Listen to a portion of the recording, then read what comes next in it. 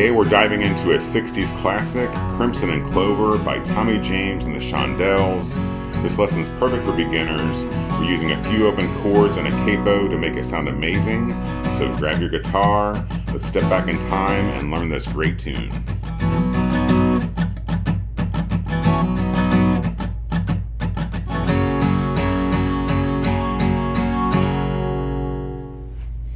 Welcome back to Relax and Learn Guitar. I'm Kevin, and Maggie May is back for her treats today. My wife Vicky is behind the camera. Hello. Let's get started. Going back to 1968 for this one, I gotta share, this is one of Vicky's favorite tunes. Yes, it is. Ever. Great song. If you got, it's gonna sound great on the acoustic like we played today, but if you want to plug in and crank up the tremolo effect that's on this one that is in rhythm with it, it's very cool. Definitely check it out. This one's also pretty famous, was covered by Joan Jett. This is the Tommy James and the Shondells version. Based on the version on their album, it's pretty long. There's lots of great solo sections in it, and we'll talk about what you can play behind those solos. There's also a shorter version of the song, more like the 3-minute version. They probably made for like the radio cut. But this one I'm talking about today is based on the album version. We're going to be using a capo today on the 2nd fret, so we can play along with the record. And by using this capo, we're going to have just 3 chords to learn for this entire tune. First, we have an E chord. We also have an A chord. And we have a D chord. 3 chords and the truth. And a little bit of rock and roll is what you get with this one. Let me play the, I'm going to sing this one. It's a little out of my range, but I want to sing it just to show you guys how it fits together. I'll play the kind of the main theme of the song that covers like the intro and the verses. It sounds like this, and we'll break it down. Now I don't hardly know her, but I think I could love her. Crimson and Clover.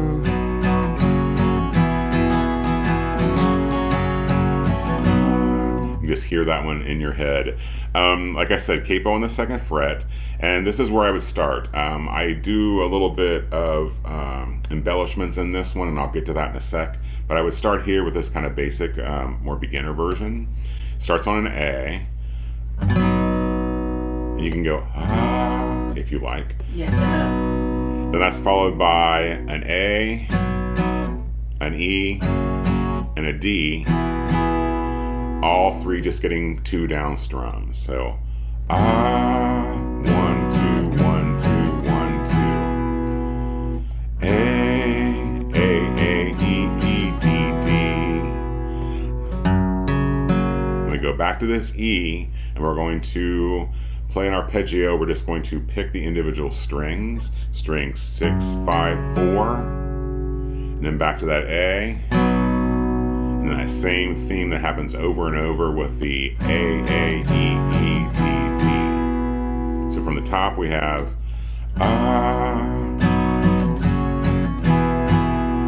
now I don't hardly know her, but I think I could love her. Crimson and Clover. Be sure and click the link in the description below and pick up my free 3-song lesson bundle. You get 3 great acoustic rock songs. Maggie May is trying to get treats out of my pocket right now. A little distracting. The chord charts, everything you need to play some great songs on the guitar, check it out below. We get a little fancy here. We're going to end this first verse with this D and E chord. If we slow that down, the D chord gets a down, up, down. Then we're going to lift up our fingers and move to the E chord. While we lift up our fingers, we're going to play the open string. I just call it the no chord. If that makes sense. We're just going to strum down 1 time on the open strings as we move to this E chord. Down, up, down, no chord, up, down, down.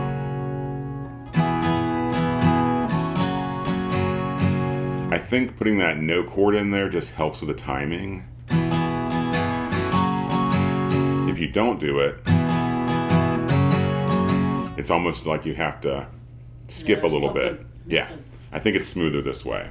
So work on that to get kind of the basics down. I do add in some extra down-up strums to kind of keep in time with the song better, which sounds like this.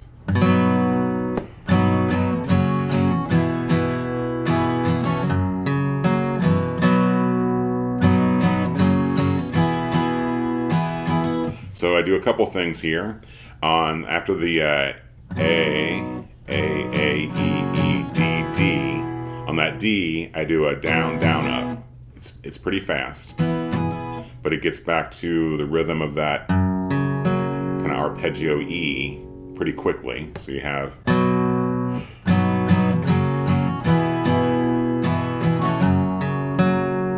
okay, down, down, up. It's quick. Then to that E. And then I do just another no chord here before I hit that A. So I'm just playing some open strings. It's not super precise. It's between that E and that A. So you have from the top.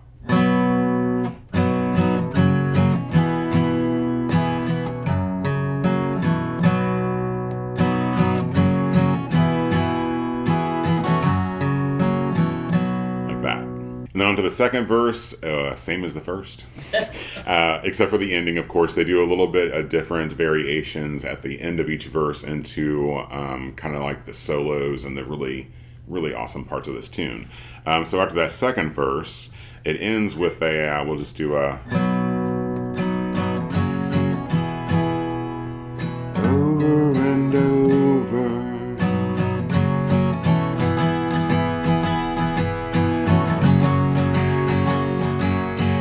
It's that D and that E again, and we're going to do some a little fancier strumming here.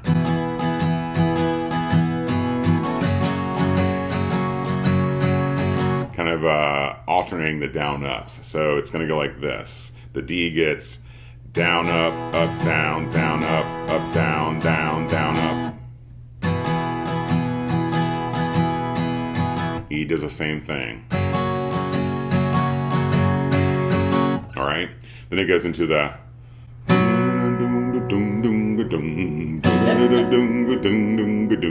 That's my version of the bass. It's just an A chord 2 times. Then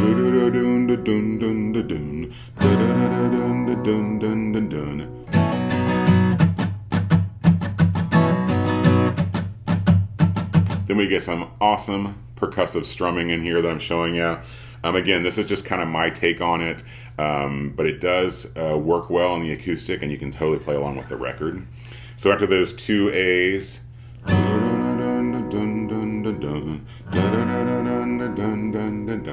we're going to strum the no chord, which is the open strings here in the middle of the strings, and hammer down immediately onto that 2nd fret. I'm just using my index finger to hit strings 4, 3, and 2 on the 2nd fret. So no chord, let it ring out, then hammer down onto that A. That's the first part. Do that over and over. Annoy your friends and neighbors. And then we're just going to hold our, we're going to mute our strings. You're just putting your fingers on your strings. You're not putting any pressure on them. You're just getting this sound. And we're going to do a down, up, down, up, down, up.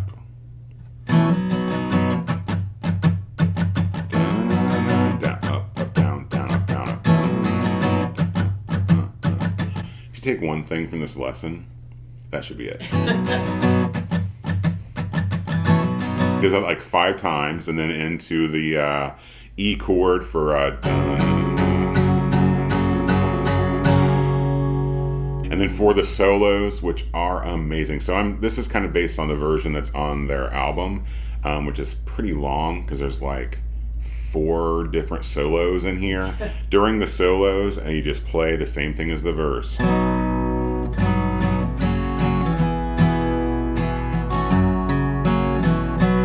Just play that the whole time all the cool solos are going on. After the last solo, we get that D and E again.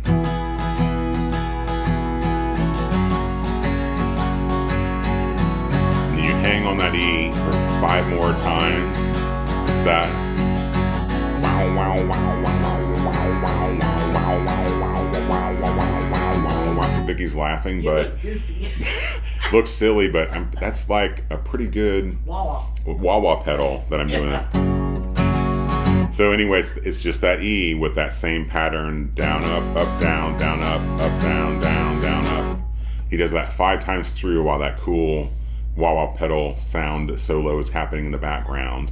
And then then the song changes keys.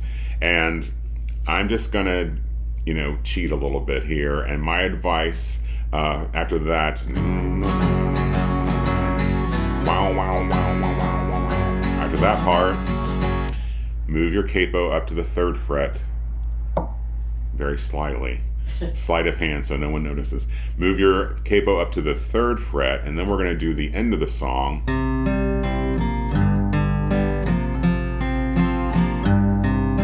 And so this way you can use the same 3 chords again, A, E, and D. And the outro of the song is that really heavy tremolo effect, and the filter on the voice that's really, really high.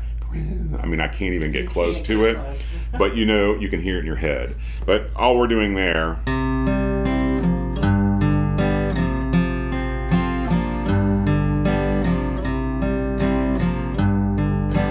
same chord, same progression. We're just picking them out a little bit. We're doing, on the A, we're doing 5, 4, 3. And then I'm playing a no chord. As I change chords, I'm hitting the open strings. So you have then